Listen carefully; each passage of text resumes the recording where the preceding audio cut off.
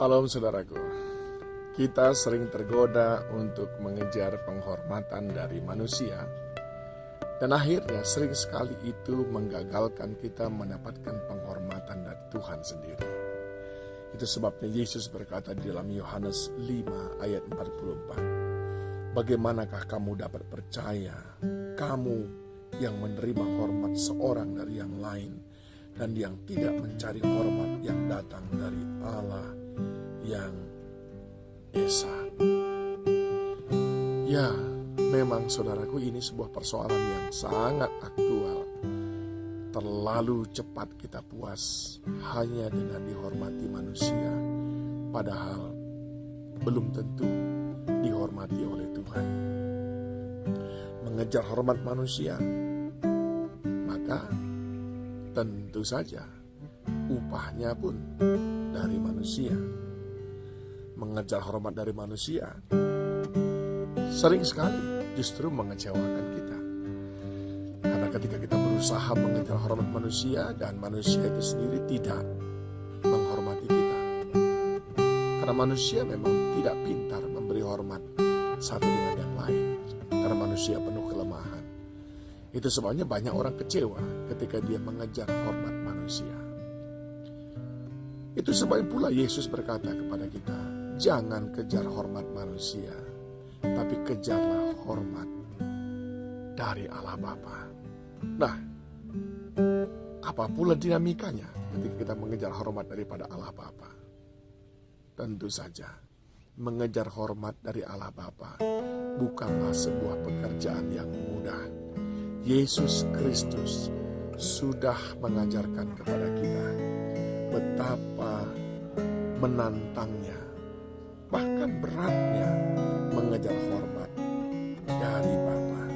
Itu dicatat di dalam Filipi pasal yang ke-2. Mulai dari ayat yang ke-5 ataupun bahkan ayat-ayat sebelumnya, dia berkata, hendaklah kamu dalam hidupmu bersama menaruh pikiran dan perasaan yang sama yang terdapat juga pada Kristus, yang walaupun dalam rupa Allah tidak menganggap kesetaraan dengan Allah itu sebagai milik yang harus dipertahankan, melainkan mengosongkan dirinya. Lalu dikatakan ayat yang ke-8, dan dalam keadaan sebagai manusia ia telah merendahkan dirinya dan taat sampai mati.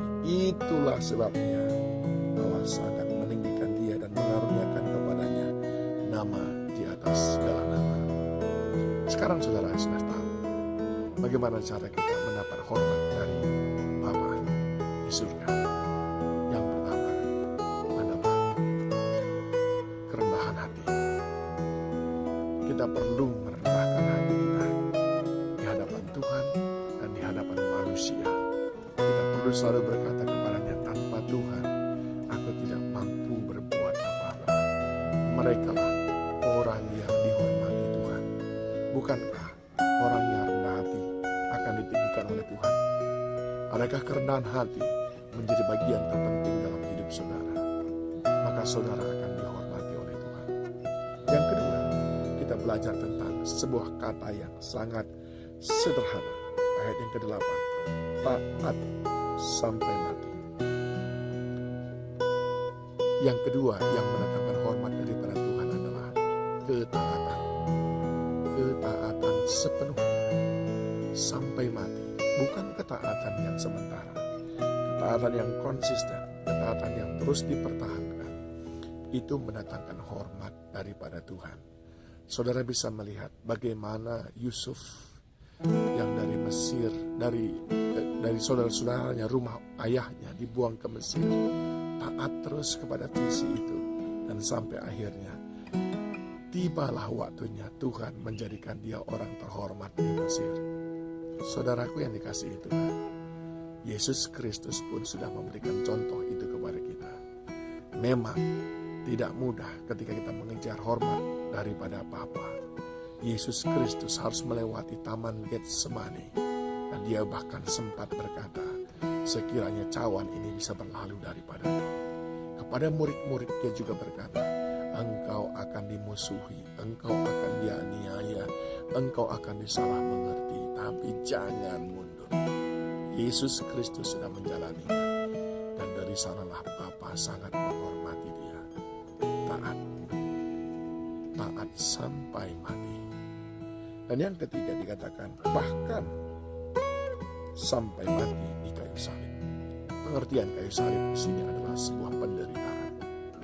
Saudara kan dikasihi Tuhan. Tuhan Yesus sangat menghormati Ayub yang rela menderita sekalipun bukan karena kesalahan dia sendiri, tapi karena Tuhan ingin memberitahu kepada iblis bahwa Ayub adalah orang yang saleh. Tapi karena Tuhan memiliki rencana yang besar atas Ayub untuk memberikan segala sesuatu 2 kali lipat lebih baik dari yang sebelumnya, dan Ayub rela menderita. Lalu tiba waktunya Tuhan menghormati dia. Demikian juga Yesus Kristus rela menderita sampai di kayu salib.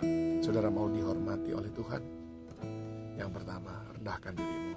Yang kedua, tunjukkan ketaatan yang tanpa kompromi sampai akhir hidup. Dan yang ketiga, rela menderita demi kebenaran, demi rencana Tuhan, demi janji Tuhan.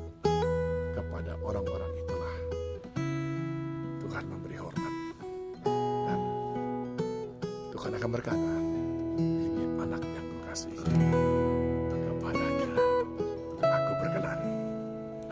Kiranya Tuhan Yesus dan Roh Kudus memberikan pertolongan kepada kita untuk boleh mengejar penghormatan yang datang dari Bapa di surga. Tuhan Yesus memberkati.